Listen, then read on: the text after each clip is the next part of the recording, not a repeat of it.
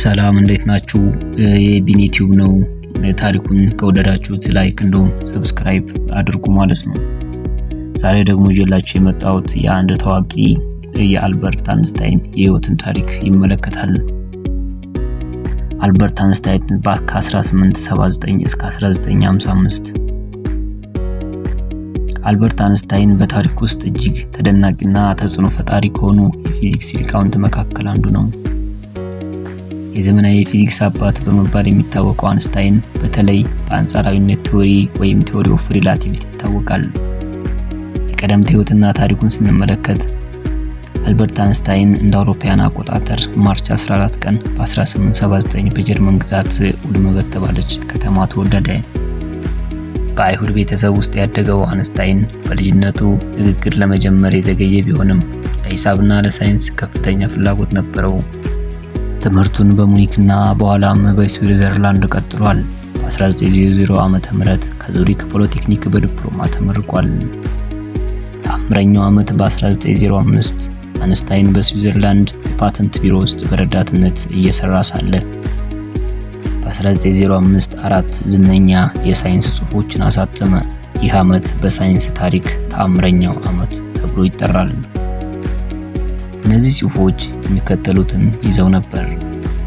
የፎቶ ኤሌክትሪክ ውጤት ብርሃን እንደ ቅንጣት እንደሚጓዝ ያስረዳ ሲሆን ለዚህም በ1921 የኖቤል ሽልማትን አስገኝቷል። ብራውኒያን ሞሽን የአተሞችን መኖር የሚያረጋግጥ ማስረጃ አቅርቧል። ልዩ አንጻራዊነት ወይም ስፔሻል ሪላቲቪቲ mc² ቁስ ማስ ወደ ኃይል ወይም ኢነርጂ ሊቀየር እንደሚችል የሚያሳይ ቀመር ነው።